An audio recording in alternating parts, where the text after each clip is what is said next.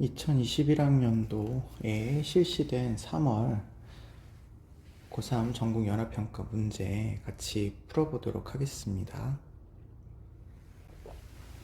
1번 문제입니다.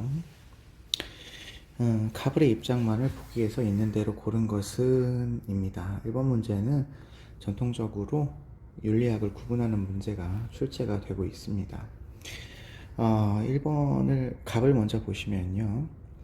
윤리학은 보편적으로 적용되는 도덕 원리를 정당화하기 위한 근거를 찾고 근거를 제시하고 도덕 규범의 체계를 합리적으로 구성하는 것을 핵심 연구 과제로 삼아야 된다, 이렇게 되어 있네요. 그러면 지금 여기 나와 있는 표현에서 찾아볼 수 있는 건 도덕 원리나 도덕 근거를, 도덕 규범을 만드는 게 핵심 과제다라고 보고 있기 때문에 규범윤리학이라고 하면 모두 규범을 필요로 하니까 그냥 규범윤리학 이렇게 보셔도 괜찮을 것 같습니다. 을을 보시면 도덕적 담화에 사용되는 단어, 문장의 의미를 분석하고 도덕 판단이 참인지 거짓인지 확증할 수 있는 방법을 모색하는 것을 핵심 과제로 삼는다 했으니까요. 도덕의 어떤 판단을 내리는 과정에서 사용되는 단어나 문장의 의미가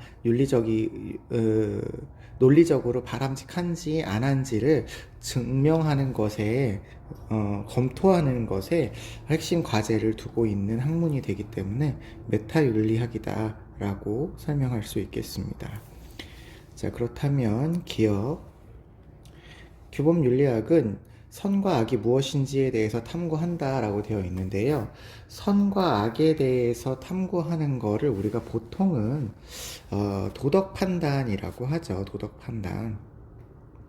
도덕적인 판단을 내리기 위해서 선하다, 악하다를 이야기하잖아요. 그러니까 규범윤리학에서는 무엇이 옳고 무엇이 그른지에 대해서 윤리적인 기준을 탐구하는 학문이 규범윤리학문이기 때문에 기억은 맞는 선지다라고 볼 수 있겠습니다. 니은 규범윤리학은 도덕 문제를 같이 중립적으로 해결한다라고 했는데요. 금방 위에서 이야기한 것처럼 도덕 문제는 선하다, 악하다라고 하는 도덕 판단이 들어가 있기 때문에 같이 중립적이다라고 이야기하지 않습니다. 같이 중립이 되려면 이제 가치가 들어가지 않아야 되는데 도덕적인 판단은 가치의 문제에 해당되는 거기 때문에 같이 중립이라고 하지 않겠습니다. 을을 보시면요. 디귿입니다. 윤리학은 도덕적 추론의 타당성을 검증한다 돼 있는데요. 도덕적 추론이 타당하냐 안 타당하냐를 주로 분석하는 게 메타윤리학에서 해야 하는 일이죠. 그래서 디귿도 맞는 선지라고 볼 수 있겠습니다. 물론 도덕적 추론의 타당성을 이론 규범 윤리학에서도 물론 사용을 합니다만 메타윤리학도 사용하고 있기 때문에 메타윤리학이 좀 더 핵심 과제로 사용하고 있기 때문에 메타윤리에서 사용하냐라고 한다면 맞는 표현으로 보셔야 되겠죠. 리을 윤리학은 도덕 현상의 객관적인 진술을 주된 목표로 삼는다라고 되어 있는데 객관적으로 도덕 현상을 진술, 다른 말로 기술하는 게 목표인 것은 기술윤리학이 되겠죠. 그래서 갑도 아니고 을도 아니다, 이렇게 확인해 줄 수 있겠습니다. 정답은 그러면 기억 디귿을 선택한 2번이 정답이 되겠네요. 2번 문제로 넘어가겠습니다. 가불병 사상가 입장에서 서로에게 제기할 수 있는 비판을 나의 그림으로 표현할 때 A에서 F에 해당하는 내용으로 적절을 하지 않은 것을 고르시는 문제입니다. 갑을 보시니까 이제 정의 문제가 나오고 있어요. 그러면 이 문제는 사회 정의와 관련된 문제구나, 분배 정의와 관련된 문제구나, 이렇게 생각하시고 보시면 좋겠네요. 갑, 사회가 전적으로 정의롭다면 소유물에 대한 소유 권리는 취득과 이전에서의 정의 원리에 따라서 얻게 된 경우에만 정당하다. 그러니까 취득과 이전 과정에서의 정의의 원칙을 지켰다면 정당한 소유 권리가 생기고 그 외의 것으로 생기지 않는다. 이렇게 설명을 하고 계시니까 소유 권리를 이야기하시는 노직 선생님이 되실 것 같죠? 그리고 노직의 선생님의 정의의 원칙에는 취득에서의 정의의 원칙, 이전에서의 정의의 원칙, 그리고 취득과 이전 과정에서의 부정의가 나타났을 때 교정을 하는 그런 정의 원칙이 존재를 하겠죠. 노직 선생님입니다. 을을 보시면 사회경제적 불평등은 그것이 모든 사람, 특히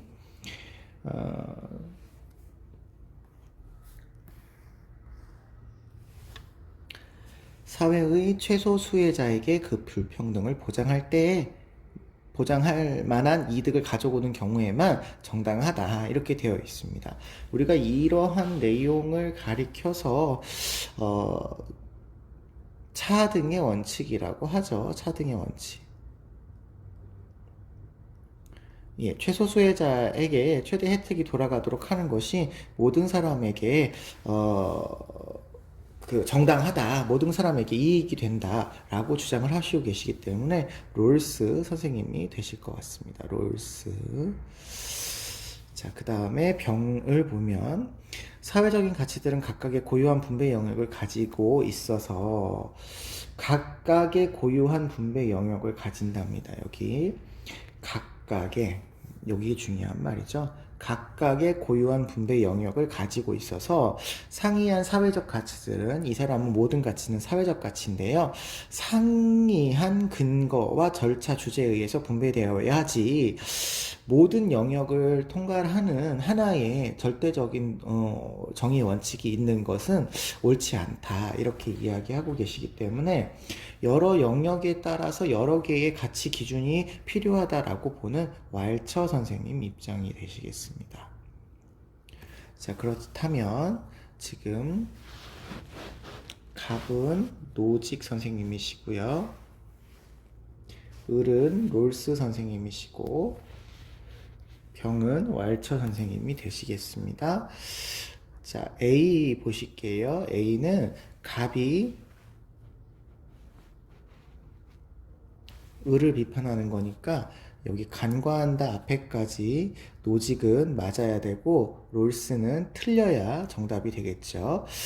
차등의 원칙은 개인의 소유권을 침해를 초래한다 라고 되어 있습니다.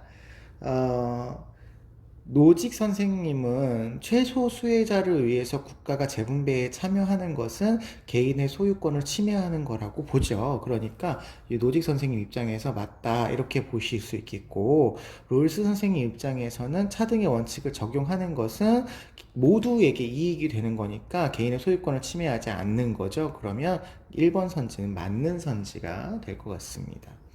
2번 보실게요. A하고 F가 되네요. 그러면 노직 선생님이 롤스와 왈처를 모두 비판하는 내용입니다. 간과한다 앞에까지 보죠. 도덕적 정당화가 가능한 국가는 최소 국가다. 그렇죠. 최소 국가가 정당하다 이렇게 보고 있는 게 노직 선생님이십니다. 근데 롤스 선생님은 국가가 사회적 약자를 위한 재분배 정책에 참여할 수 있는 국가여야 되니까 최소 국가 이상이어야 되죠. 그러니까 이거 아닌 거고요. 왈처 선생님은 경제적인 영역에서 복지를 위해서 분배를 하는 기준을 필요에 따른 분배라고 보고 있어서 국가에 의한 재분배를 이야기하시기 때문에 왈처 역시 최소 국가가 이상적인 국가라고 보지 않습니다. 그래서 2번 선지도 맞는 선지가 되겠네요. 그 다음에 3번 B는 롤스가 노직을 비판하는 내용이 되시겠습니다. 그러면 천부적 재능의 분포를 공동의 자산으로 보아야 한다. 여러분 이 표현은 좀 중요하게 보셔야 되죠. 천부적 재능 자체가 아니라 천부적 재능의 분포를 공동의 자산으로 본다. 이게 롤스한테서 옳은 표현이다라는 거 우리 기억하셔야 되죠.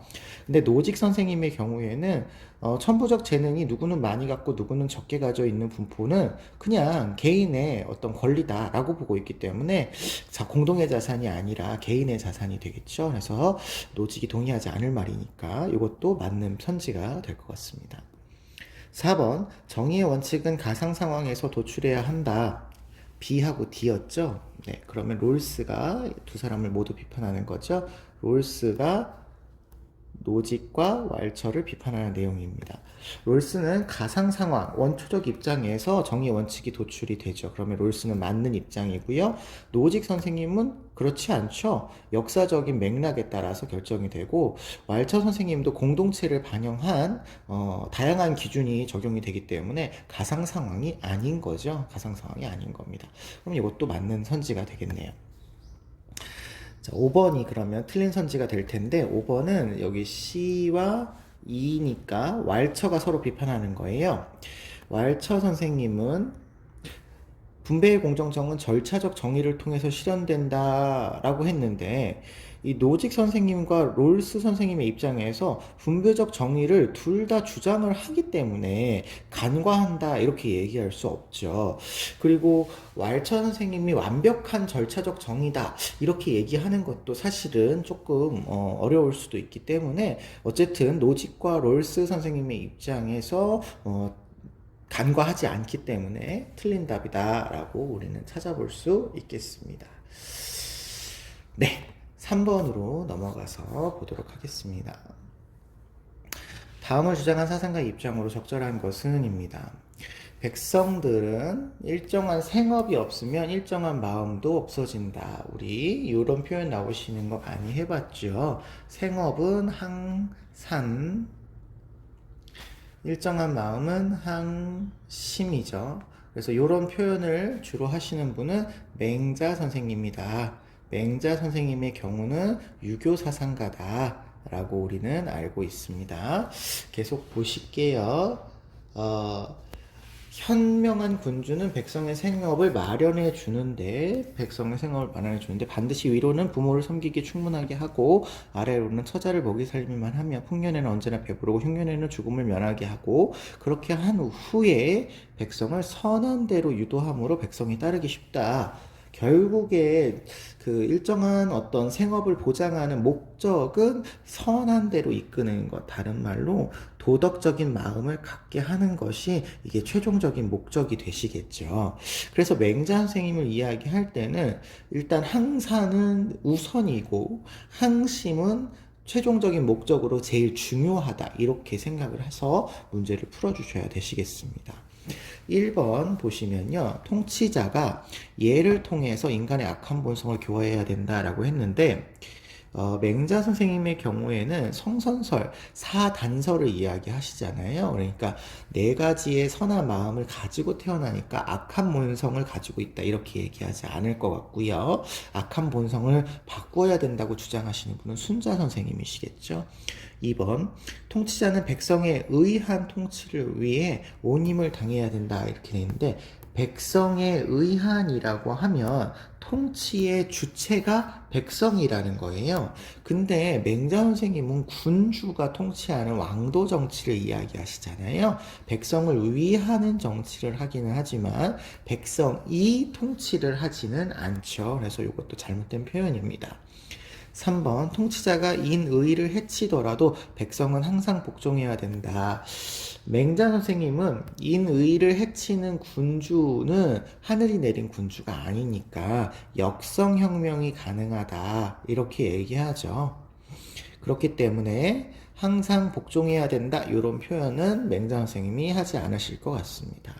4번 통치자는 덕치가 아니라 법치로서 왕도를 실현해야 된다 했는데 맹자 선생님의 왕도는 공자 선생님의 덕치를 계승한 것으로서 덕으로 통치해라 이렇게 하는 거죠. 왕으로서의 도덕을 지켜라 이런 얘기입니다. 법치를 강조한 사상가는 한비자 선생님이 되시겠죠.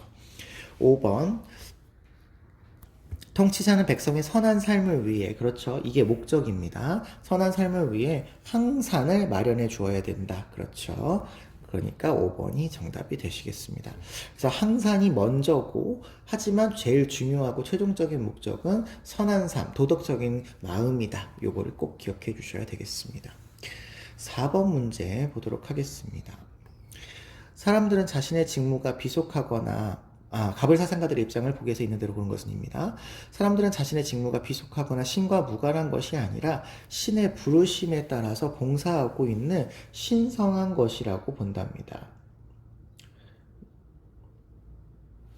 신의 부르심을 여기 한문으로 이렇게 표현하고 있는데요. 우리가 이 한문을 뭐라고 하냐면요. 소명이라고 하죠. 소명. 신의 부르심, 이 소명에 따라서 봉사하는 것이 사람들이 직무를 하는 거다. 이렇게 얘기하고 있습니다. 그래서 사람들이 직업을 갖고 있는 것은 신과 무관한 것이 아니고 신에 의해서 봉사하는 거라고 생각해야 된다. 이렇게 얘기하시니까요. 칼뱅 선생님의 직업 소명설이 되시겠죠. 칼뱅 선생님이 되시겠습니다. 을을 보시면요. 자본주의 체제에서는 노동자가 더 많이 생산할수록 그는 더 가난해지고 무력해진다. 결국 노동은 노동자의 본질에 속하지 않게 되고 노동자는 노동으로부터 소외된다. 그래서 자본주의라고 하는 체제가 문제가 많이 있어서 자본주의 체제를 바꾸고 새로운 체제가 필요하다. 노동소외, 인간소외 이런 것들을 강조하고 계시니까 마르크스 선생님이 되시겠죠. 자, 그렇다면 보기를 보시겠습니다. 칼뱅 선생님은 인간의 노동은 신성하며 노동으로 얻은 것은 신으로 받은 선물이다. 그렇죠. 노동을 통해서 얻은 것은 신이 명령을 잘 준행한 것에 대한 어떤 은혜, 신의 선물이 되는 거죠. 맞는 표현이 되겠습니다. 니은 마르크스는 소외된 노동은 인간에 의한 인간의 소외를 일으킨다. 그렇죠.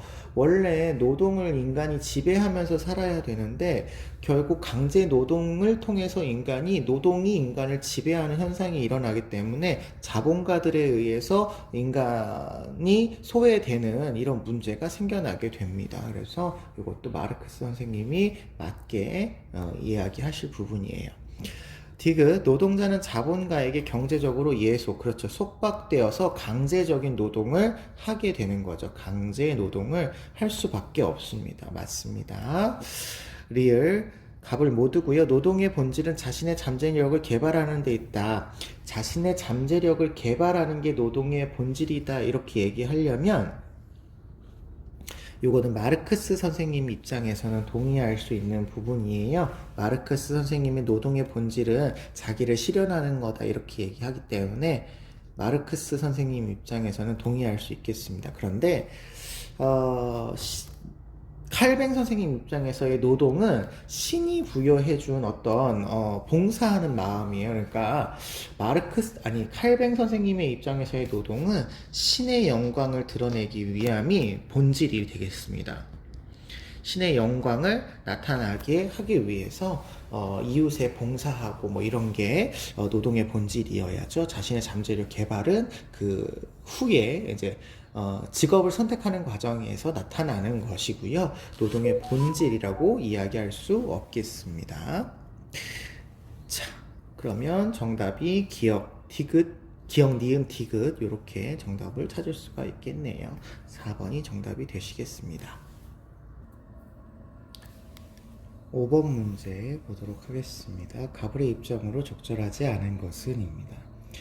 성은 자연적인 목적이 출산이래요.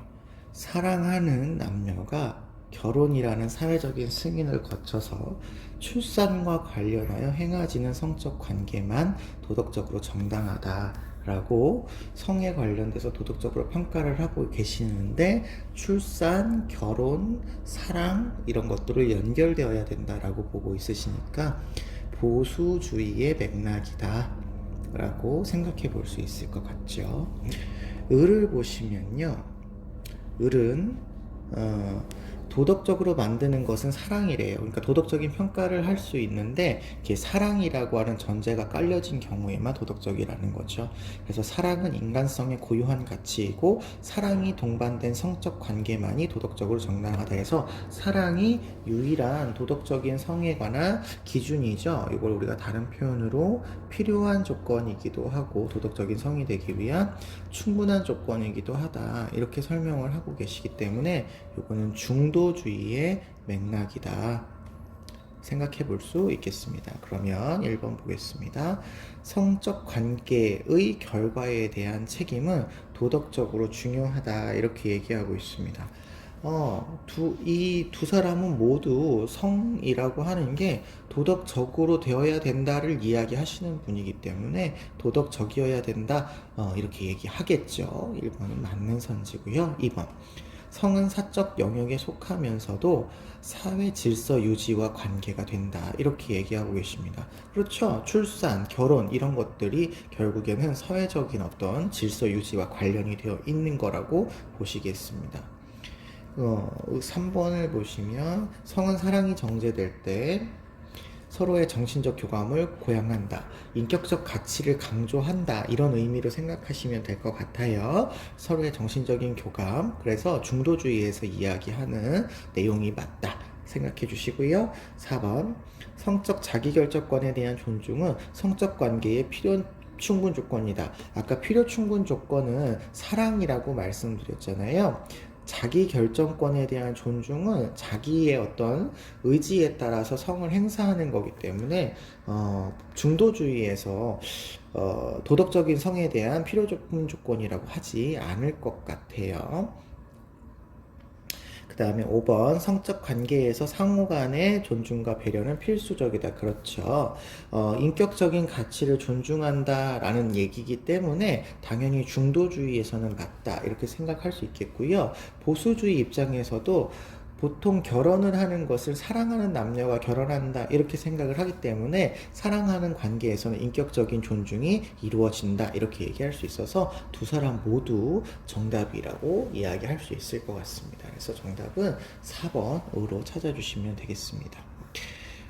6번 문제 같이 보도록 하겠습니다. 6번 문제 보시죠. 6번 보겠습니다. 6번 문제입니다. 다음을 주장한 사상가의 입장으로 적절하지 않은 것은 현대 기술이 산출한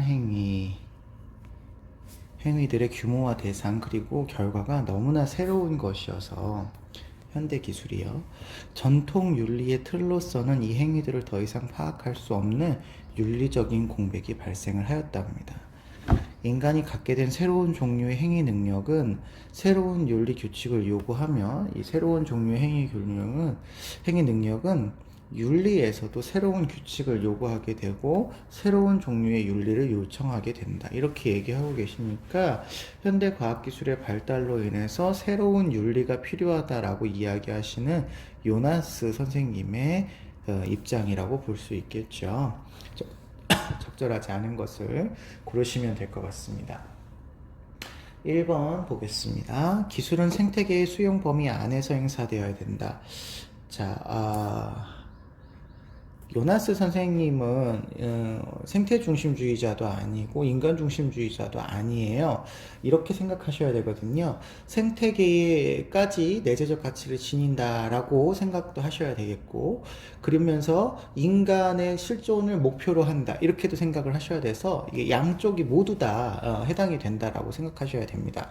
그래서 이거를 어느 중심 사상가 이렇게 분류하시면 안 되는데, 특히 이런 것처럼 인간을 위해서 생태계가 수용할 수 있는 범위 안에서는 개발이 가능하다, 지속 가능한 개발이 가능하다.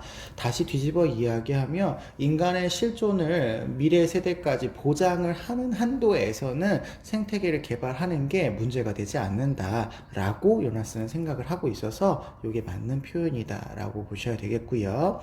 2번, 기술에 내포된 위협적인 요소는 윤리적인 숙고의 대상이다. 그렇죠.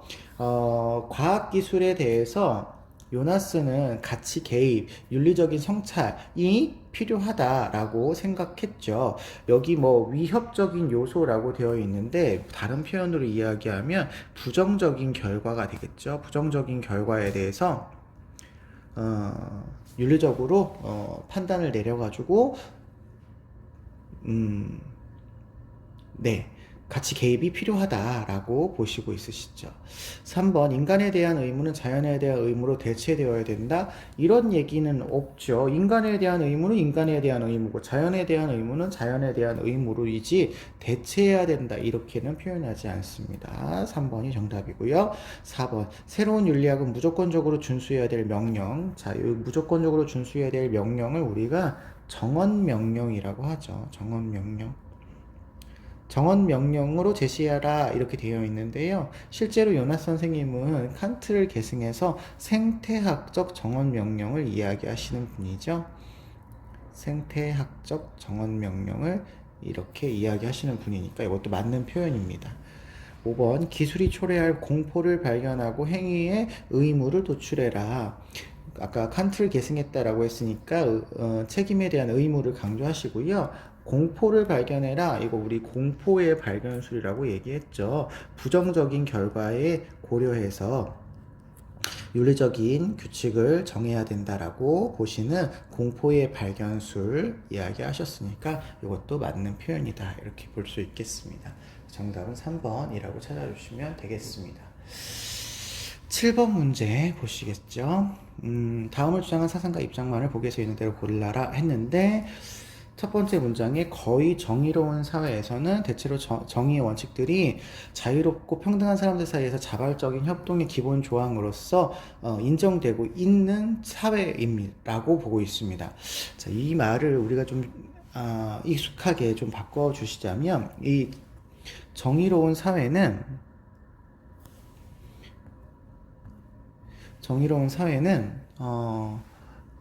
체제가 자발적인 협동의 조항, 다른 말로 정의의 원칙들이 존중되고 있다, 거의 정의롭다, 이렇게 보는 그런 내용이에요. 좀 줄여서 얘기하면 계속 그래서 이와 같은 사회에서 우리는 시민불복종을 통해서 다수자가 갖는 정의감을 나타내고 여기 다수자가 갖는 정의감 나타내고 자유롭고 평등한 사람들 사이에서 사회협동체제 원칙이 존중되지 않고 있음을 시민불복종을 통해서 선언을 하게 될 수 있다. 이렇게 얘기하고 있으십니다. 그러니까 이 분의 경우에는 어떤 시민불복종의 기준은 다수가 갖는 정의감이어야 되겠고 이 다수가 갖는 정의감을 존중하는 차원에서 시민불복종이 이루어지는 거죠. 그래서 이 사람이 지금 누구냐면 롤스가 되는데 롤스는 시민불복종이 일어날 수 있는 사회가 체제가 어떤 정의로운 원칙을 존중하고 있는 사회로 제안을 하고 있죠. 그리고 그 근거를 다수자의 정의감으로 이야기를 하고 있어서 차등의 원칙을 적용하지 않고 있다 이렇게 얘기합니다. 또 하나 체제가 안정적인 상태, 체제가 정의로운 체제라고 하는 걸 인정하는 입장이기 때문에 인정하고 있는 입장이기 때문에 체제를 변화시키려고 하는 것은 시민불복종의 대상이 아니다 라고 생각해 주셔야 되시겠습니다.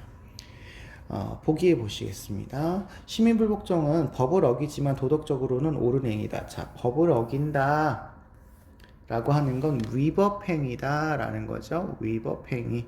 롤스는 어쨌든 법이나 정책을 공개적으로 어기는 거니까 위법행위 맞습니다. 또 다른 표현으로는 법의 경계선 밖의 행위다 이렇게 얘기하기도 하죠. 경계선 밖의 행위다. 밖의 행위다 이렇게 얘기하기도 합니다. 그런데 도덕적으로 옳은 행위다 이것도 맞는 설명입니다. 롤스는 어쨌든 시민불복종은 부정의한 그 정책이나 법이 문제가 되고 있다라는 것을 말하는 거예요. 선언하는 거예요. 그렇기 때문에 필요한 거죠. 시민들이라면 질서 정연한 사회의 시민들이라면 시민불복종을 통해서 바른 법이나 정책으로 바꾸어 주어야 하는 거기 때문에 도덕적으로 옳은 행위라고 볼 수가 있겠습니다. 기억은 선지를 맞는 거가 되겠고요. 니은 부정의한 사회라면 시민불복종은 반드시 전개되어야 된다라고 했는데요. 아까 말씀드렸다시피 시민불복종이 가능한 사회가 제한되어 있어요. 정의의 원칙이 존중되는 사회로 제한이 되어 있기 때문에 부정의한 사회라고 한다면 시민불복종이 아닌 다른 형태가 이루어져야 됩니다. 정의전쟁이나 원조나 이런 것들이 이루어져야 되겠죠. 디귿, 시민불복종은 체제가 중요한 표현입니다. 를 유지하는데 기여하는 행위다. 여기 위에도 여기 합동체제의 원칙을 존중되지 못하고 있음을 선언하는 거니까 존중해야 된다는 얘기를 하고 있는 거잖아요. 그러니까 롤스에게 있어서의 시민불복종은 체제의 정당성을 유지하기 위해서 실시하는 거라고 생각하시면 이거 맞는 표현이 되겠죠. 리을 소수자 투표권 제한 정책은 여기 이 말이 지금 간단하게 나와 있는데 소수자의 투표를 제한하는 정책이다라는 겁니다. 시민불복종의 대상이 될 수 있다라고 물어보고 있습니다. 시민불복종의 근거가 되어지는 정의의 원칙은 첫 번째 원칙인 평등한 자유의 원칙과 공정한 기회균등의 원칙이 지금 시민불복종의 근거가 되잖아요. 근데 소수자가 투표에 참여할 수 있는 권리는 정치적인 권리잖아요. 정치적인 참여의 권리잖아요. 이 정치적인 어떤 권리는 평등한 자유의 원칙에 해당하는 그 기본적 자유의 사항이 됩니다. 따라서 투표를 못하게 이렇게 제한하는 것은 평등한 자유를 해치는 그런 정책이기 때문에 잘못된 정책이라고 보고 시민불복종 대상이 된다라고 보시는 게 맞겠죠. 그래서 정답은 디귿리을이 정답이 되시겠습니다. 8번 보겠습니다. 다음을 주장한 사상가의 입장에서 사례 속에 A에게 제시할 수 있는 조언으로 적절한 것은 언어 능력과 행위 능력을 지닌 모든 주체는 담론에 참여할 수 있고 어떤 주장에도 문제를 제시할 수 있으며 모든 주장을 담론에 끌어들일 수 있고 자신의 희망이나 욕구를 표현할 수 있고 어떤 담론 참여자도 이런 권리 행사함에 있어서 담론 내부의 외부의 강제에 의해서 방해받아서는 안 된다. 그러니까 어떤 담론의 참여자도 라고 되어 있으니까 모든 담론의 참여자는 평등하다 이런 얘기죠. 그러면 우리는 이 표현은 결국에 담론 윤리를 이야기하는 표현이고 담론 윤리의 대표적인 사상가인 하버마스 선생님이 이런 얘기를 하고 있으시죠. 자, 그렇다라고 본다면 사례는 고등학교 학급 학장 A는 북한 이탈 주민 지원센터에 후원금을 보낼 것인 거에 대해서 회의를 진행하고 있고요. A는 다양한 의견이 제시되는 상황에서 어떻게 해야 될지 고민하고 있답니다. 그러면 담론 윤리적인 어떤 해결책으로 제시하면 되겠죠. 1번 합리적인 의사소통. 합리적인 의사소통은 하버마스가 굉장히 강조하는 담론 과정이죠. 여기에서 합의가 되면 그 결론을 따르라고 이야기한다면 하버마스는 동의할 내용이죠. 합리적인 의사소통을 통해서 모두가 합의하면 그 합의한 규범에 대해서는 타당성, 정당성이 있기 때문에 그 결론을 따라야 되겠죠. 1번이 정답입니다. 2번 학급의 학생들의 바람이나 욕구를 고려하지 마세요 라고 되어 있는데요. 욕구를 고려하지 말라고 하면 안 되죠. 자신의 희망이나 욕구를 표현할 수 있어야 된다라는 게 합리적인 의사소통 과정입니다. 그래서 잘못된 선지고요. 3번 회의가 길어질수록 결론은 불확실해짐을 깨달으세요. 그러면 길어지면 안 된다라는 건데요. 담론의 합리적인 과정을 중시했었던 하버마스는 효율성에 기반을 두고 문제를 해결하려고 하지 않습니다. 길어지는 거가 문제가 아니고 합리적으로 모두가 합의하느냐 안 하느냐에 대한 정당성이 중요한 거죠. 그래서 이런 것들은 담론 윤리를 주장하고 있는 하버마스가 제시하는 표현이 아닌 거죠. 4번 소수보다는 다수의 학생의 의견이 항상 옳다고 생각해라 라고 하는데요. 담론 윤리는 담론 참여자 모두의 합의로 결론을 도출해야지 소수는 무시하고 다수의 학생만 해라 이렇게 얘기하지 않습니다. 모두의 합의를 통해서 담론의 의사결정을 하게 되죠. 5번 다양한 입장을 균등하게 반영한 주장만을 받아들이세요. 다양한 입장을 반영한 거 괜찮아요. 괜찮아요. 그런데 모든 사람의 입장이 모두 균등하게 들어가는 건 아닙니다. 서로 합의만 할 수 있으면 되기 때문에 어떤 사람이 주장했었던 개인의 의견이 반영될 수도 있고 안 될 수도 있어요. 그러니까 균등하게 항상 합의되는 건 아니거든요. 그러니까 균등하게라고 하는 표현에서는 잘못됐다라고 볼 수가 있겠습니다. 그래서 정답은 1번으로 찾아주시면 되겠습니다. 9번 문제 가겠습니다. 갑을의 입장으로 적절한 것은 이고요. 갑을 보시니까 문화, 공존을 위해서 타 문화에 대해서 알고 상호 교류를 확대해야 된답니다. 다양성은 문화 교류의 전제이며 관용은 문화 공존과 진정한 사회 통합을 위한 훌륭한 방법이고 교육도 타 문화의 내용을 교양 과목으로 다뤄야 된다 해서 여기 지금 관용을 강조하고 있고 다양성을 강조하고 있고 사회 통합을 위해서 문화 공존, 타 문화의 교육 이런 것들을 강조하고 있습니다. 근데 을을 보시니까요. 사회 통합을 똑같이 강조는 하고 있고 그런데 소수 문화가 주류 문화에 동화되어야 된다고 이야기합니다. 그러면 소수 문화의 어떤 정체성이 존재할 수가 없게 되는 거죠. 유지될 수가 없게 되는 거죠. 그래서 시민들 간의 동일한 문화적 정체성, 그러면 이 동일한 문화적 정체성은 주류 문화에 대한 정체성이 되는 거겠죠. 형성하면서 상호 이해, 신뢰, 유대감이 증진되고 교육도 모두 단일한 문화로만 해라 이렇게 얘기하고 있어서 여기는 동화주의를 이야기하는 것 같습니다. 자, 그러면 1번 자신의 문화의 정체성을 유지하면서 타 문화를 존중해야 된다. 그렇죠? 문화의 다양성을 존중해라 라고 이야기하고 계시니까 이게 정답이네요. 2번 차이 인정보다 동화의 관점에서 타 문화를 인식해라는 을의 입장이죠. 동화가 아니라 동등하게 공존을 이야기하고 있으시죠? 이걸 강조해야 되겠죠. 3번 문화의 풍요로움을 위해서 이질적인 문화들이 공존해야 된다 했는데 아까 얘기했지만 주류 문화만 동일한 문화로 남아 있어야 되죠. 동화되어야 됩니다. 공존 안 되고요. 4번 문화들 간의 갈등을 막기 위해서 소수 문화를 인정해야 된다. 소수 문화를 인정하지 않고 주류 문화에 동화시키라고 이야기하고 있습니다. 5번 주류 문화와 소수 문화가 융합을 이루도록 해야 된다 이렇게 얘기하고 있는데요. 갑의 입장에서는 공존을 이야기하기 때문에 주류 문화 이런 표현을 쓰지 않을 것 같습니다. 그래서 갑의 입장에서 틀렸다라고 이야기할 수 있겠고요. 문화가 융합을 이룬다라는 것보다는 을의 입장에서는 주류 문화로 통합이 되는 거죠. 융합을 이룬다라기보다는 주류 문화로 통합이 된다 이렇게 생각을 하셔야 되기 때문에 을의 입장에서도 잘못된 설명이다라고 볼 수가 있겠습니다. 10번으로 넘어갈게요. 가의 갑을병 사상가들의 입장을 나의 그림으로 탐구하고자 할 때 A에서 D에 들어갈 적절한 질문만을 보기에서 있는 대로 고른 것은입니다. 갑을 보시니까요. 동물도 인간처럼 고통을 느낄 수 있답니다. 고통을 느낄 수 있으며 이해관계를 갖습니다. 이렇게 되어 있네요. 고통과 쾌락을 느끼는 능력이 이해에 관심을 갖는 거에 대한 충분한 조건이라고 이야기한다면 요거는 쾌고 감수 능력이 될 테고 이익 관심이 될 테죠. 이렇게 표현하시는 분이라는 거죠.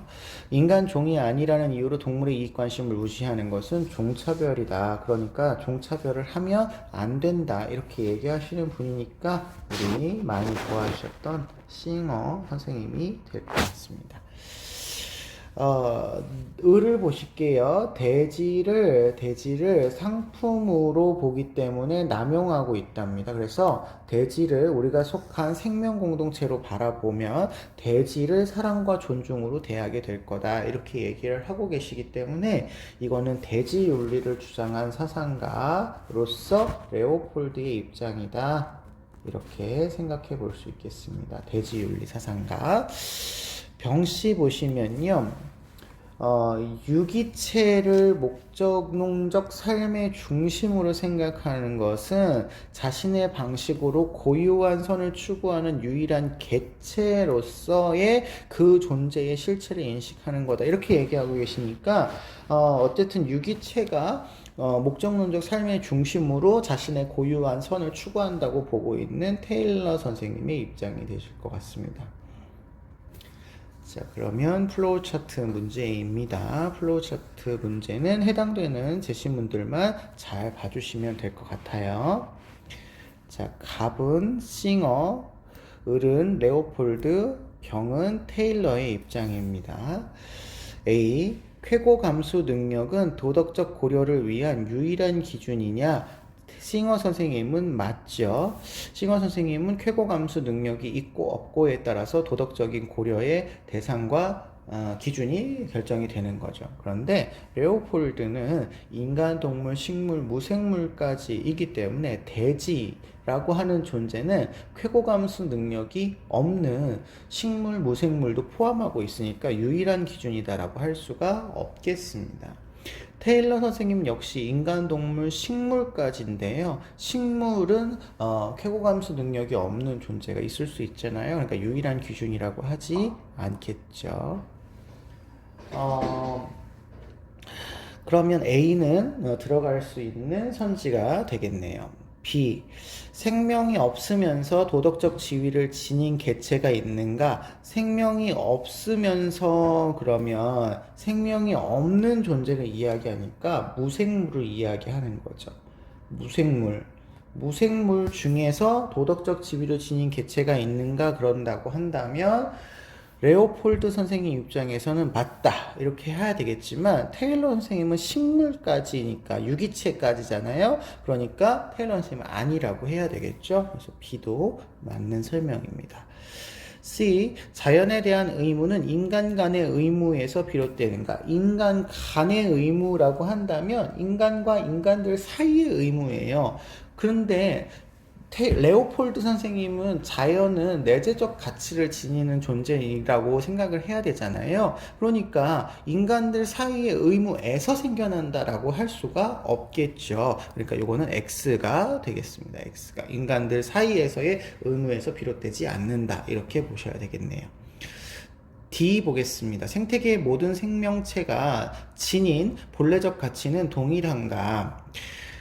본래의 가치가 동일하냐라는 건 그 가치가 똑같냐, 동등하냐 이걸 물어보는 거니까 똑같은 가치를 지닌다라고 생각을 하시면 되는데 여기 모든 생명체가 기준이지 생태계가 기준이 아닙니다. 생태계 안에 있는 모든 생명체가 다 똑같은 가치를 지니느냐라고 할 때 테일러 선생님은 생명에 대한 동등성을 이야기하기 때문에 이것도 맞는 표현이라고 볼 수가 있겠습니다. 그래서 이것까지 해서 A, B, D가 맞는 4번이 정답이다 라고 찾을 수가 있겠습니다.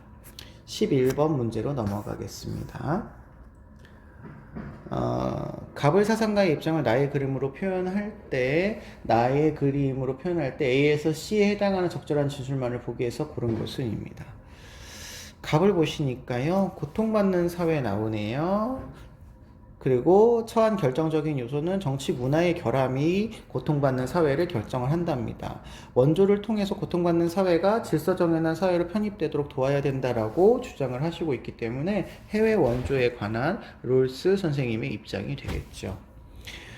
그에 비해서 을을 보시면요. 세계는 지금 이대로 방치한다면 질서정연한 사회가 되기도 전에 많은 생명이 희생될 것이랍니다. 그러니까 질서정연한 사회가 되느냐 안 되느냐가 중요한 게 아니라는 거죠. 그렇기 때문에 이 사람은 이익평등 고려의 원칙에 따라서 원조를 해라라고 하고 있어서 이익평등 고려의 원칙을 이야기하시는 싱어 선생님의 입장이 되겠습니다. 자, 그러면 이거는 벤 다이어그램 문제이기 때문에 갑을 사상가들을 모두 비교해서 살펴보아야 할 것 같습니다. 롤스와 싱어를 모두 비교할게요. A. 원조의 목적은 대상국이 자유롭거나 적정 수준의 사회가 되도록 하게 하는 거다. 이렇게 얘기를 합니다. 여러분, 이 표현은요. 대상국이 자유롭거나 적정 수준의 사회가 되게 한다라고 하는 거는 체제를 이야기하는 거죠. 자유로운 체제를 갖추고 있는 적정 수준이 있냐를 이야기하는 거라서 롤스 선생님은 맞고 싱어 선생님은 아닌 거죠. 싱어 선생님에 있어서의 원조의 목적은 전 세계의 사람들의 고통을 감소시키고 복리를 증진하는 것이 목적이 되시겠습니다. B 갈게요. 원조는 공리의 원리에 따라서 마땅히 실천해야 되는 윤리냐? 자, 일단 공리의 원리를 주장하시는 게 싱어고요. 싱어는 해외 원조가 마땅히 실천해야 될 윤리적인 의무라고 보고 있는 거니까 이것도 싱어의 입장에서 맞습니다. 그런데 롤스 선생님의 입장에서는 국제주의적인 관점을 가지고 계시기 때문에 공리의 원리에 따라서 한다 이렇게 얘기하지 않겠죠. 그래서 B에는 들어갈 수가 없겠고요. 3. 디귿. 어떤 사회가 경제적으로 풍요롭지 않더라도 원조의 주체가 될 수 있냐라고 물어보고 있습니다. 풍요롭지 않은 사회가 주체가 될 수 있냐? 롤스는 질서 정연한 사회이면 되지 질서 정연한 사회가 풍요롭건 풍요롭지 않건 상관이 없어요. 그러니까 롤스는 될 수 있다 이렇게 생각을 하셔야 되겠습니다. 싱어 선생님의 입장에서는요, 싱어 선생님의 경우에서는 이게 조금 뭐 논란이 있을 수도 있겠지만 우리는 그 기출되었던 평가원이나 이런 수능 문제를 따라서 해야 되기 때문에 사회가 중요한 게 아니죠. 원조의 주체를 싱어 선생님은 사회도 물론 할 수 있기는 하겠지만 주로는 개인들이라고 보고 있기 때문에 사회가 경제적으로 풍요롭지 않아도 그 속에 살고 있는 부유한 개인은 있을 수가 있는 거잖아요. 그러니까 원조의 주체가 될 수 있는 게 반드시 사회냐 이거는 아니기 때문에 원조의 주체가 그 가난한 사회 속에서 부자인 사람 개인으로 될 수 있기 때문에 될 수 있다라고 동의하셔야 되겠습니다. 그러면 B에 들어갈 수 있는 표현이 되겠네요. C. 국가 간의 부의 재분배를 통해서 원조의 목적을 달성하려는 것은 잘못이냐 이렇게 물어봤어요. 자, 일단 롤스의 입장에서는 부의 재분배를 하라고 얘기하지 않죠. 문화, 정치 이런 쪽에서의 원조를 하라고 하기 때문에 롤스가 동의하지 않을 거니까 잘못인 게 맞고요.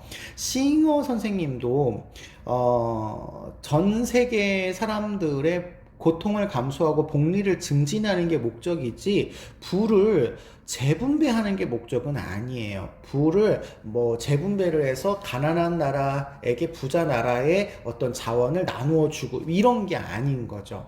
이런 것들은 잘못됐다 이렇게 설명할 수 있어야 되니까 싱어 입장에서는 맞다라고 볼 수 있겠습니다. 그러면 정답은 기억 디귿만이 정답이 된다라고 볼 수가 있겠습니다.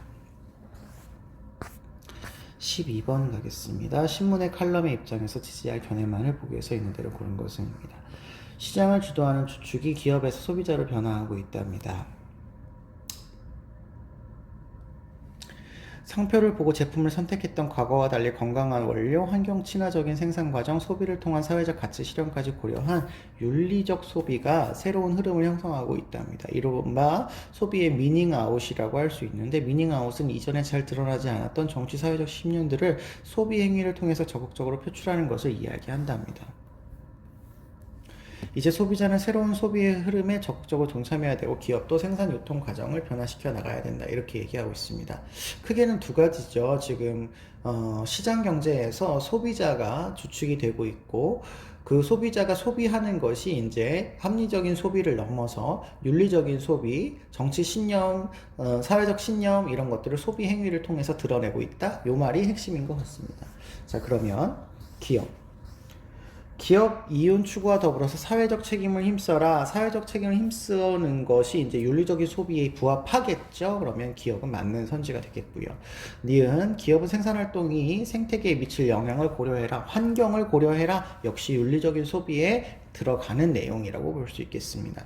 디귿 소비자는 경제적 효용성만을 삶의 기준으로 삼아야 된다. 보통 이런 경우는 합리적 소비를 의미하는 거고 위에서는 지금 윤리적 소비를 이야기하고 있기 때문에 효용성만을 이렇게 하시면 이 부분은 잘못되었다라고 볼 수가 있겠죠. 리얼 소비자는 경제적 부를 과시하기 위한 소비를 지양해야 된다. 그렇죠. 과시 소비를 하는 건 좋지 않다. 이거는 합리적인 소비가 아니다. 이렇게 얘기를 해야 되겠고, 그렇게 해서 낭비되어지는 소비는 환경 문제나 다른 여타의 문제를 일으킬 수 있기 때문에 윤리적인 소비라고 할 수도 없게 되겠습니다. 그래서 이거 지양한다도 맞는 표현이네요. 그러면 정답은 기억, 니은, 리을까지 정답이 되시겠습니다. 13번 넘어가죠. 다음 사상의 입장으로 적절하지 않은 것입니다. 사람에게는 도가 있대요. 배불리 먹고 따뜻하게 입으면 편안하게 살아가면서 교육이 없으면 금수에 가깝답니다. 교육이 있어야 된다는 얘기겠죠. 성인은 이를 근심하여 인간의 윤리를 가르치게 했는데 아버지와 아들은 친애가 있고 임금과 신하는 의리가 있으며 남편과 아내는 분별이 있고 어른과 어린이에게는 차례가 있으며 벗 사이에는 믿음이 있는 것이다 라고 얘기하네요. 지금 여기 뒤에서 설명하고 있는 이 부분은 오륜을 이야기하죠. 오륜. 네, 윤리적인 어떤 입장에서 살펴보면 유교적인 맥락이라고 볼 수가 있겠고, 우리나라의 어떤 전통 윤리 중에 오륜을 설명하고 있는 글이다라고 볼 수도 있겠습니다. 자, 그러면 1번 자식은 자신의 몸을 완전히 보존함으로써 효가 완성된다 이렇게 얘기하는데요. 여러분, 효의 완성은 입신양명이죠.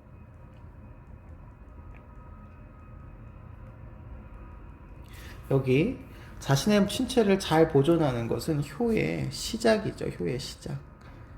불감회상이죠. 불감회상. 1번이 틀린 답이 되겠네요.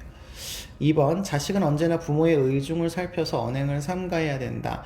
부모님의 뜻을 잘 파악하는 과정이 필요하죠. 예, 봉대나 뭐 이런 게 있어야 됩니다.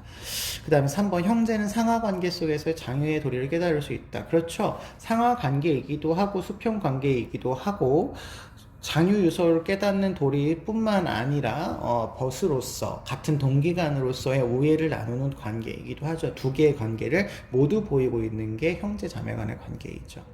4번 부부는 친밀한 관계이면서도 서로 손님처럼 공경해야 된다. 상경여비인, 그렇죠. 부부 간에는 구별이 있어야 되기 때문에 이렇게 상경여빈의 입장에서 서로를 존중해야 된다라고 얘기할 수도 있을 것 같고요. 5번 부부는 인륜의 시초, 이거 중요한 표현입니다. 가족의 시작이다. 꼭 기억해 주시고요. 서로 간에 조심해야 된다. 아까 얘기한 것처럼 손님처럼 존중해라. 이런 얘기니까 맞는 설명이라고 볼 수 있겠습니다.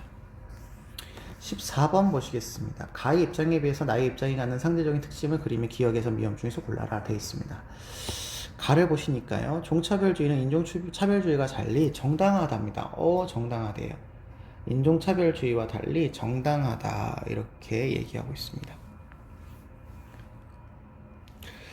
도덕적인 능력의 차이에 따라서 동물보다 인간을 더 고려해야 되는 차별은 정당하다 이렇게 얘기하고 계시니까 이거는 인간 중심주의의 입장인 거죠. 인간 중심주의의 입장에서 동물을 차별해도 된다를 주장을 하고 계시는데 이 설명은 코엔이기는 한데요. 여러분 코엔의 입장이라고 해서 코엔을 뭐 이렇게 잘 기억해 두실 필요는 크게 없을 것 같습니다. 인간 중심이다. 이것만 잘 파악하시면 되겠네요.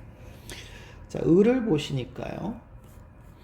일부 동물은 자신의 삶을 영위할 수 있는 일부 동물은 자신의 삶을 영위할 수 있는 능력, 즉 믿음, 욕구, 지각, 기억, 감정 등을 가진 삶의 주체가 될 수 있어서 내재적 가치를 지닌다. 이렇게 얘기하고 계시니까 이거는 레건 선생님의 입장이고, 레건 선생님은 일부 동물까지를 삶의 주체라고 보는 내재적 가치를 지녔다 이렇게 얘기하고 있어서 동물 중심주의를 얘기한다라는 거예요. 그럼 결국은 동물 중심주의를 이야기하는 것을 찾으시면 될 것 같습니다. X.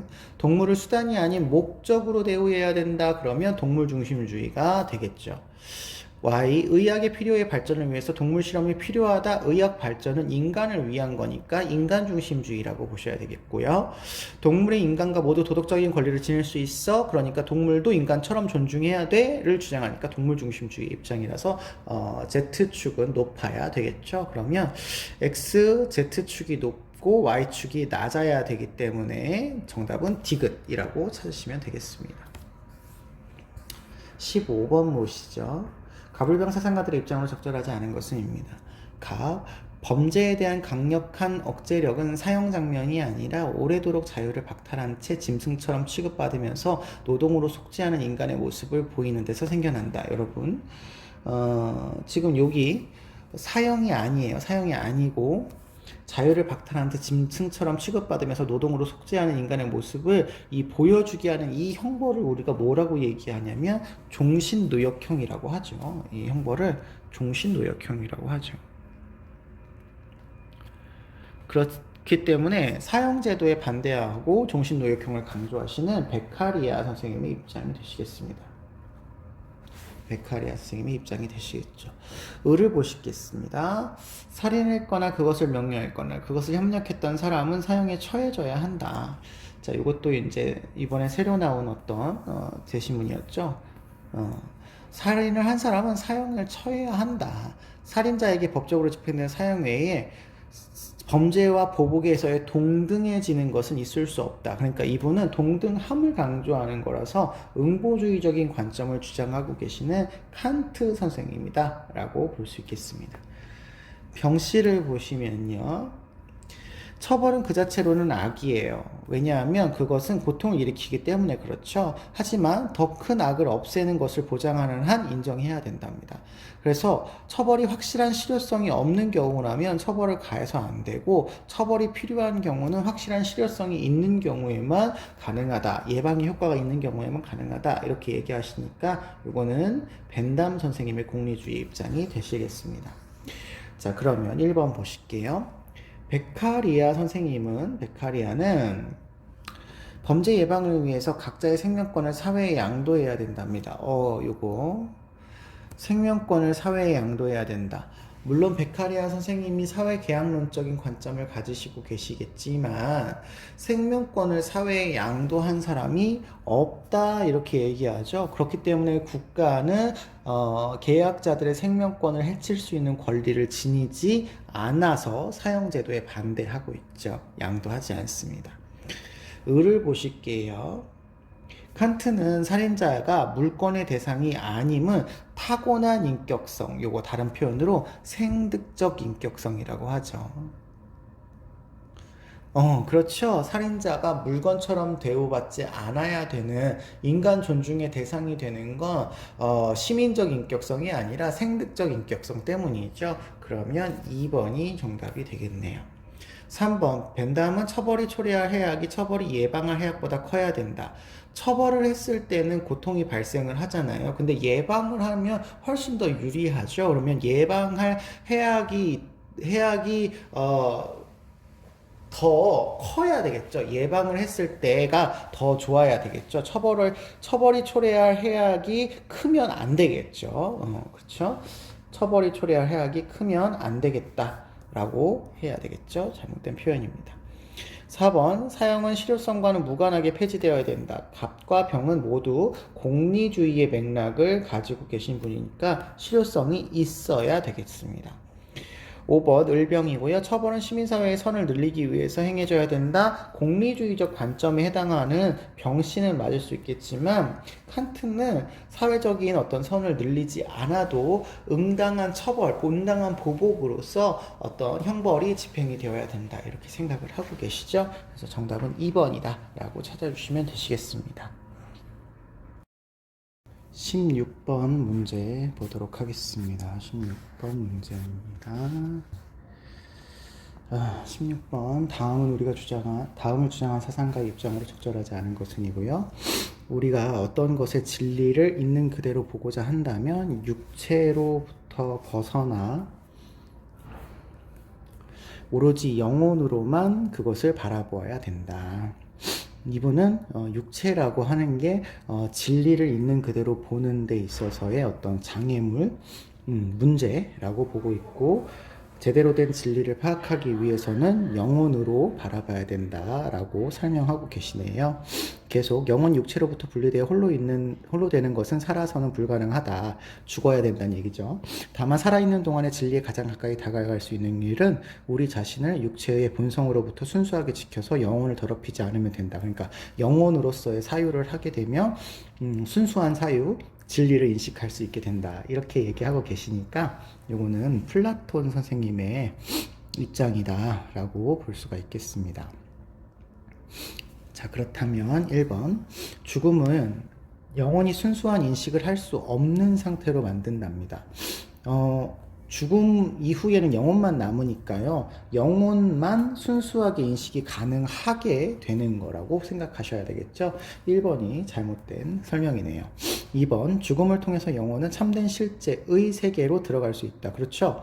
보통 죽음을 통해서 육체가 기능을 하지 못하게 돼서 영혼이 순수하게 인식을 하게 되면 참된 세계에 가는데, 그 참된 세계를 플라톤은 이데아라고 부르게 되었죠. 그래서 이데아로 영혼은 회귀한다, 이렇게 생각하시면 되겠습니다. 3번 현실 세계에서 영혼은 순수성을 지키려는 노력이 필요하다. 그렇죠.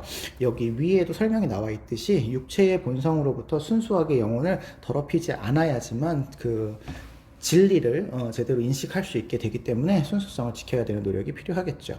4번 불멸하는 영혼은 불멸한다라고 플라톤은 얘기하죠. 죽음 이후에 육체로부터 자유로울 수 있다. 그렇죠. 육체라는 어떤 감옥으로부터 죽음을 통해서 자유로워지게 됩니다.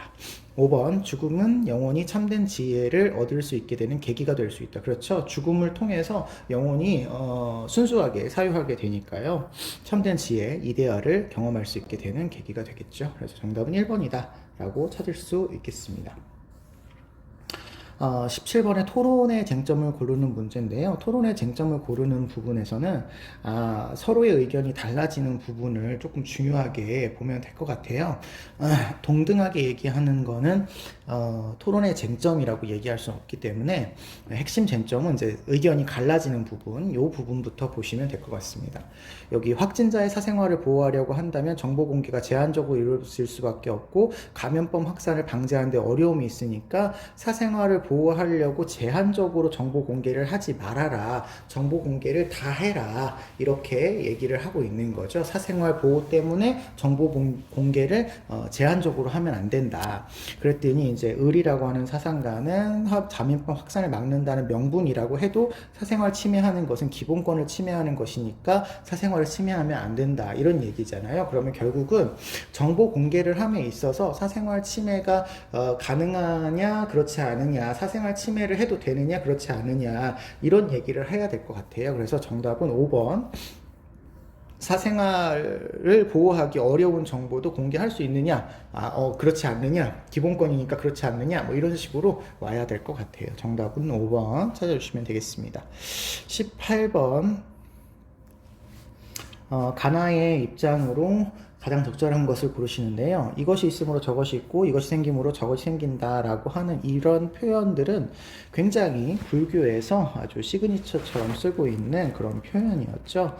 생윤에서는 불교라고 하는 것만 알고 있어도 문제는 풀 수 있기 때문에 구체적인 사상가까지 접근 안 하셔도 됩니다. 이것이 없으므로 저것이 없고 이것이 사라짐으로 저것이 사라지기 때문에 무명을 조건으로 의도적인 행위로 생김으로 무명을 없애면 고통이 사라진다라고 해서 불교의 이야기를 하고 있고요. 무명이라고 하는 삼독의 제거를 강조하고 계십니다.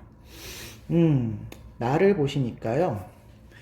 저것은 이것에서 나오고 이건 역시 저것에서 말미암는다. 오름으로 말미암아 그릇 때문에 있고 그릇 때문에 말미암아 오름이 있다. 우리가 보통 이런 식의 표현은 상대적인 개념이다, 뭐 이런 얘기라고 볼 수 있겠는데, 뒤에 보시니까 자연에 비추어서 생각한다, 이렇게 얘기하고 있어서 자연을 중심으로 이야기하는 도가사상이구나 라고 하는 것을 우리가 파악해 볼 수 있을 것 같습니다.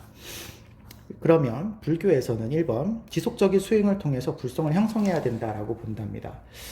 불교에서는 불성이라고 하는 것은 어떤 존재들이 가지고 있는 본성이어야지 형성이 아니에요. 내 속에 들어있는 본성을 수련을 통해서 깨우치는 거죠. 깨달음을 얻는 거죠. 그러니까 형성이라고 하시면 안 될 것 같습니다. 2번 불교는 원인과 조건이 없는 존재는 없음을 알아야 된대요. 원인과 조건이 없는 존재는 없다라고 하는 건 모든 것이 원인과 조건으로 연결되어 있다라고 하는 연기설을 이야기하는 거기 때문에 이게 맞는 설명이라고 볼 수가 있겠네요. 3번 십이선악을 분별하며 도덕적 가치를 실현해야 된다 했는데 도가에서는 십이선악을 분별하지 않는 거죠. 상대적인 개념이기 때문에 분별하지 말고 모두 평등한 입장에서 바라봐라 라고 이야기하시겠고요. 4번 본성에서 벗어나 절대 자유의 경지를 추구해야 된다. 절대적 자유의 경지를 추구하는 건 맞는데요. 이 인간을 포함해서 모든 만물은 도의 어떤 본성을 가지고 태어나잖아요. 그러니까 본성에서 벗어난다 라고 하면 잘못된 설명이 될 것 같습니다. 5번 세상의 만물의 가치에는 위계가 있음을 알아야 된다라고 하는데 일단 도가에서는 모든 만물을 평등하게 바라보는 상태를 이상적으로 보기 때문에 잘못됐다라고 할 수도 있겠고요. 불교에서도 뭐 위계라는 것을 얘기하기보다는 존중에 대한 이야기를 많이 하기 때문에 불교에서도 정답이라고 얘기하기가 어렵다라고 볼 수 있겠습니다. 정답은 2번으로 찾아주시면 되겠네요. 19번 문제 보도록 하겠습니다. 그림의 서양 사상가 가벌의 가상대화이고요. 가벌의 입장으로 가장 적절한 것은입니다. 갑을 보시니까 영구 평화를 실현하기 위해서는 모든 전쟁의 종식을 추구하는 평화 연맹이 필요하다.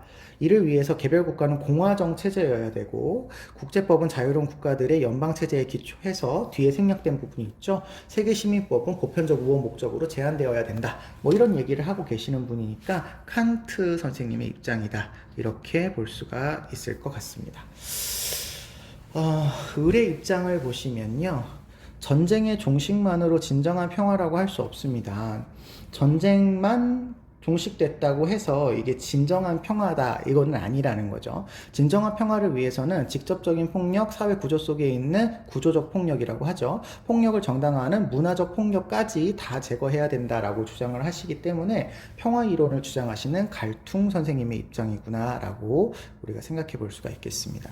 자, 그렇다면 1번 칸트는 국가 간에는 국제법이 아닌 세계 시민법을 따라야 된다라고 했는데요. 국가 간에는 이라고 되어 있잖아요. 국가 간에는 국제법이 아닌 세계 시민법을 따라라 라고 했는데 국가 간에는 국제법을 따르는 게 맞죠. 국제법을 따르는 게 맞기 때문에 이거 아님이 잘못된 거고요. 모든 걸 포괄하는 게 이제 세계 시민법이라고 보시면 되겠고 국제법도 따라야 되고 세계 시민법도 따라야 되는데 중요한 점은 이 세계 시민법이 보편적 우호 목적으로 제한이 되어 있기 때문에 강제적으로 개별 국가의 주권을 침해하는 강제력을 지니지는 않습니다. 그거는 좀 참고해서 알아두셔야 되겠습니다. 아무튼 1번에 아니니 잘못된 설명이죠. 2번 칸트는 개인은 세계 국가의 국적을 갖는 구성원이 되어야 된다라고 했는데 개별 국가의 주권을 침해하는 세계 정부의 수립을 칸트 선생님은 반대하고 계시죠. 세계 국가 형성에 칸트가 부정적인 입장을 보이시고 있습니다. 3번 문화는 평화 또는 폭력을 정당화하는 수단이 될 수 있다. 그렇죠. 문화가 평화로운 평화로운 정당화를 추구하는 문화라고 한다면 평화의 수단이 되는 거고 폭력을 정당화하는 수단이 된다면 폭력적인 수단이 될 수도 있고 그렇죠. 그래서 문화가 그런 양쪽의 역할을 다 한다라고 이야기가 되고 있습니다. 4번 평화적인 수단이나 과정을 통해서는 평화가 달성될 수 없어. 그러면 비평화적인 다른 말로 폭력적인 수단과 방법을 써야 된다 이런 얘기인데요. 갈퉁 선생님은 평화라는 목적을 달성하기 위해서 수단도 평화적이어야 된다 이렇게 보시는 분이잖아요. 그러니까 이거 잘못된 거죠. 5번 개별 국가의 정치 제도의 개선은 평화 실현과 무관하다. 칸트 선생님의 입장에서 본다면 개별 국가의 정치 제도는 공화정 체제로의 개선이 필요한 거고요. 갈퉁 선생님 입장에서 보시더라도 정치 제도도 구조적인 폭력에 해당되는 거니까 어쨌든 이것이 바르게 되어 있지 않으면 구조적인 폭력으로 등장할 수 있기 때문에 무관하다라고 얘기할 수 없을 것 같습니다. 그래서 두 사람 모두가 동의할 수 없는 그런 선지였다라고 이야기할 수 있겠습니다. 마지막 20번 문제 보도록 하죠. 가벌 사상가의 입장으로 가장 적절한 것은입니다. 가벌 보시니까요. 가장 상업적인 것이 가장 예술적인 것이고 가장 예술적인 것이 가장 상업적인 것이다. 예술은 굉장히 상업적인 것과 연결이 되어져야 된다. 뭐 이런 얘기를 하고 계시는 분이에요. 돈을 번다는 것은 예술을 하는 것이고 일하는 것도 예술이며 잘 되는 사업이 최상의 예술이고 나는 사업 미술가가 아니고 나의 작업실은 공장장이다. 나는 사업 미술가이고 작업실은 공장이다. 그래서 자신을 공장장이다라고 불렀던 오스카 어, 자기를 이제 미술의 공장장이라고 불렀던 사람이죠. 네, 앤디 워홀 같은 사람이 되시겠죠. 네. 그 다음에 을을 보시면 문화산업이 만든 문화상품의 속성은 문화 소비자들의 적극적인 사유를 불가능하게 만드는 데 있다. 그러면 이제 적극적으로 사유하지 못하고 수동적으로 따라오게 만든다 이런 얘기겠죠. 문화산업은 하자없는 규격품을 만들듯이 인간의 정신을 단순히 재생산하려고 한다. 다시 이야기하면 틀에 박힌 어떤 문화를 이렇게 만들어 가지고 사람들로 하여금 그 문화를 따르게 만드는 수동적인 역할을 한다. 뭐 이런 설명이 되시기 때문에 마르크스 계열의 사상가인 아도르노 선생님의 내용이다 라고 볼 수가 있을 것 같습니다. 자, 그렇다고 한다면 앤디 워홀 입장에서는 예술의 작품은 대중화의 이미지에서 벗어나서 미적 가치를 지녀야 된다 했는데 아까 위에서도 설명이 나온 것처럼 돈 버는 일, 상업화하고 떨어질 수가 없는 거라서 벗어나라고 하는 거 잘못된 설명이라고 볼 수 있고요. 오히려 대중적인 게 미술적인 거라고 얘기하겠죠. 2번 예술의 상업화에 따른 이윤 창출은 예술의 발전을 방해한다? 아니에요. 예술이라고 하는 게 상업활동과 아주 관련이 있다라고 보기 때문에 방해한다 이렇게 생각하지 않을 것 같습니다. 그 다음에 3번 아도르노는 문화산업은 대중의 자발성과 상상력의 발달을 그렇죠. 수동적으로 만든다. 적극적인 사유를 불가능하게 만든다. 그렇게 얘기할 수 있겠죠. 4번 문화산업은 대중의 비판적인 의식을 바탕으로 형성되는 게 아니라 비판적인 의식을 떨어뜨리게 되는 어떤 수동적인 존재로 만든다라는 게 문제였죠. 5번 예술작품을 교환가치로 평가하려고 해서는 안 된다. 갑은 평가가 가능하다 이렇게 얘기하셔야 되겠죠. 평가가 가능하다 이렇게 보셔야 되겠죠. 상품으로 판매하고 뭐 이러니까 갑은 가능하고요. 아도르노는 상품처럼 교환하는 가치로 평가할 수는 있겠지만 이런 것으로 너무 전락시켜서는 안 된다 이렇게 얘기할 수 있을 것 같아요. 그래서 어쨌든 3번이 가장 아도르노가 적합한 이야기를 한 내용이다 라고 이야기할 수 있겠습니다. 정답은 3번이 되겠습니다. 3월 모의평가 여기까지 해서 마치도록 하겠습니다.